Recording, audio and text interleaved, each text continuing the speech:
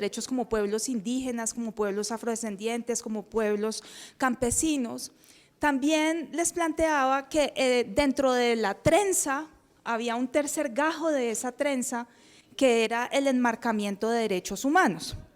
Y digamos que planteamos de manera genérica, o les planteé de forma genérica, como ese enmarcamiento, ¿qué significa? Pero no alcanzamos a ahondar, y un poco escuchándolos después en las intervenciones posteriores, y aprovechando pues la oportunidad, me dije, bueno, vale la pena, digamos, como un poco invitarles a que desde su propia experiencia ustedes se pregunten dentro de ese megaproyecto o dentro de esa situación que les está afectando, cuáles son los actores que los están, digamos, victimizando o que le están generando unos abusos. ¿Por qué? Porque en derecho, y como esto, digamos, el enfoque va más, el énfasis va más hacia lo jurídico, y aquí yo no me voy a meter en las acciones no jurídicas, que también son muy importantes para irlas entrelazando en esa trenza. En lo jurídico podemos hablar de una responsabilidad civil, de una responsabilidad penal, de una responsabilidad de derechos humanos, pero también podemos hablar de una responsabilidad del individuo.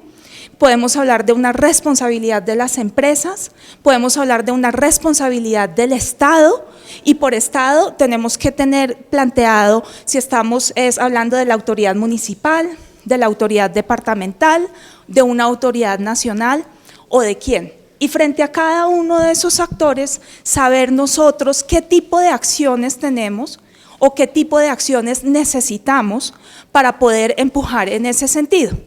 Cuando yo les digo, por ejemplo, de la responsabilidad individual, y estamos hablando de que hay una afectación por parte de una empresa, pues esto también aplica, porque puede haber una responsabilidad por parte de esos actores empresariales como individuos, pero también una responsabilidad del actor empresarial como un ente aparte, pero también una responsabilidad del Estado, que tiene la obligación de proteger a sus seres, a las personas nacionales frente a abusos de otros, es decir, de las empresas. Y si estamos hablando además de individuos, también tenemos que plantearnos, ¿este individuo se supone que está actuando dentro de la legalidad o dentro de la ilegalidad? ¿Por qué? Porque si está actuando dentro de la ilegalidad, tenemos que ver qué nos está diciendo el derecho penal, porque si es algo ilegal, muy posiblemente es un acto criminal, ¿ya? Y ahí nosotros vamos a usar otro tipo de herramientas, otro tipo de normatividad, que es la del derecho penal, y es la del derecho penal nacional principalmente. Pero si ese derecho penal nacional es inepto y no responde, y por ejemplo se siguen cometiendo graves abusos contra los bienes jurídicos protegidos por el derecho penal, entonces tenemos que ver si podemos apelar a otra jurisdicción, que ya esta mañana Santiago nos estaba diciendo, por ejemplo, la jurisdicción universal. ¿Qué quiere decir eso? Que si hay un individuo, por ejemplo, una persona de autoridad que ha cometido graves violaciones de derechos humanos, o no de autoridad, una persona que ha cometido graves violaciones de derechos humanos, y esas violaciones de derechos humanos como individuo, porque ordenó una masacre, porque ordenó una situación, estamos hablando de violaciones graves, podemos apelar a que otros estados puedan perseguir a esa persona cuando esa persona esté fuera del país. Y eso es lo que se llama jurisdicción universal, y eso es del derecho penal, ¿ya? Pero eso no exime la responsabilidad del Estado. Y por eso era tan importante lo que nos estaba explicando Santiago antes, que en el derecho internacional de los derechos humanos, cuando estamos hablando de la responsabilidad de los estados, necesitamos haber agotado todos los procedimientos internos. ¿Qué quiere decir eso? Que, por ejemplo, hay una grave violación de derechos humanos y nosotros interpusimos una acción de tutela porque era una situación de emergencia, porque el daño que se estaba haciendo era excesivo. Pero la acción de tutela no sirvió de nada y ustedes pusieron otra, y ustedes además fueron a la jurisdicción ordinaria y dijeron, esto ya no lo podemos arreglar por tutela, vamos a ir al procedimiento normal, y eso tampoco sirvió. Entonces, cuando ya se han ejercido todas las posibilidades y es posible demostrar, ya no solamente por tiempo, porque llevan mucho tiempo ahí, sino también porque el sistema no responde, ¿ya?, pueden ir al sistema internacional. Y ahí para nosotros, como personas que vivimos en Colombia, donde la afectación se está produciendo acá, está el Sistema Interamericano de Derechos Humanos, pero también está el Sistema de Derechos Humanos de las Naciones Unidas. Y son distintos y uno puede usar los dos, y eso también es muy importante.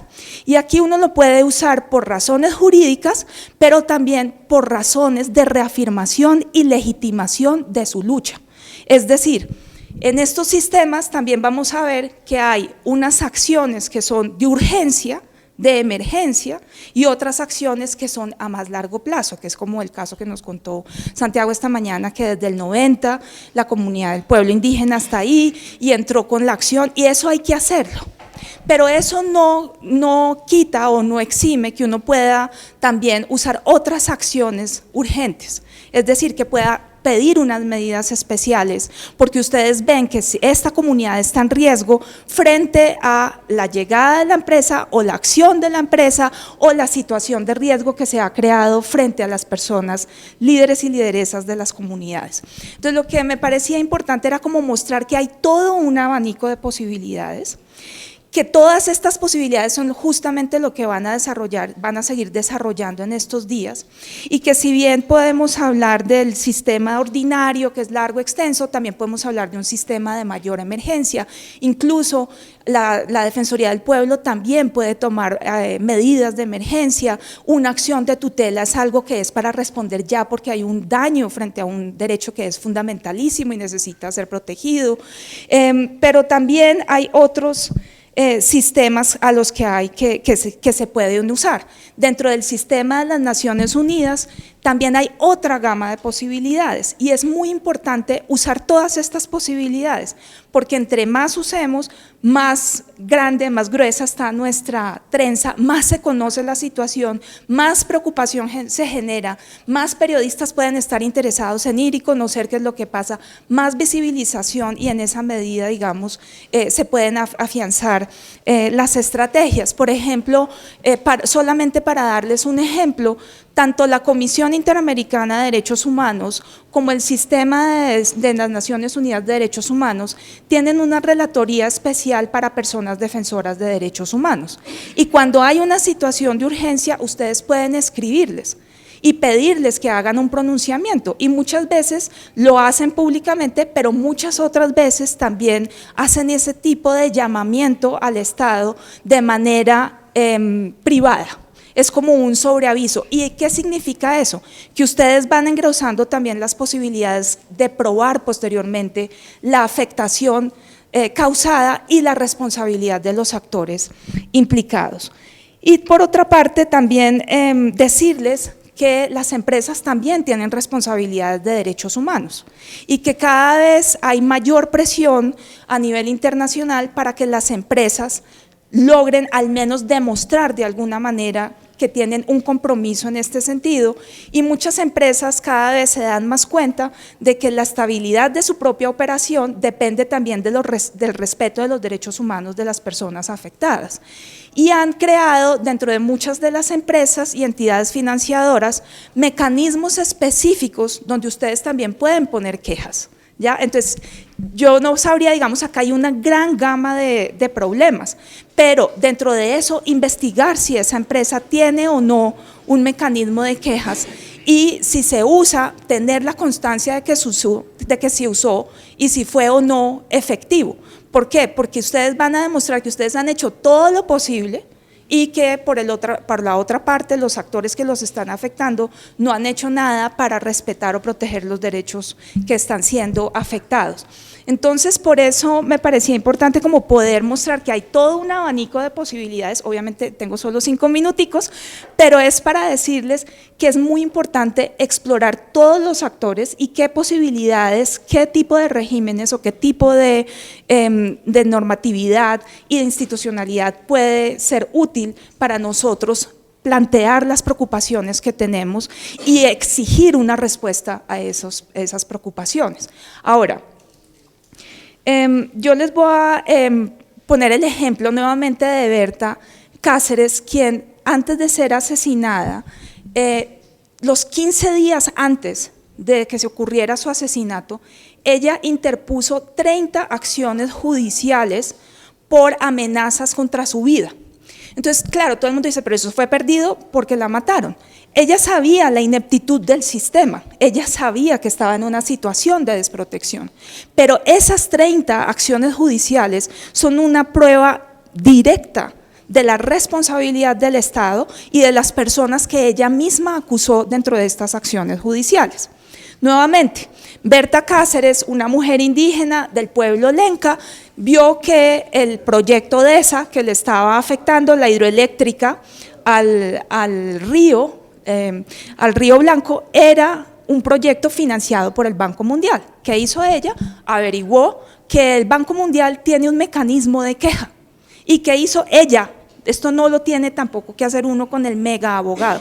Todo eso es información pública, pero por eso les digo, es muy importante saber cuáles son los actores implicados. Entonces ella se sentó con sus compañeros y pusieron una queja y entonces no le respondieron y puso otra, y eso es lo que de alguna manera en términos académicos uno llama el activismo judicial.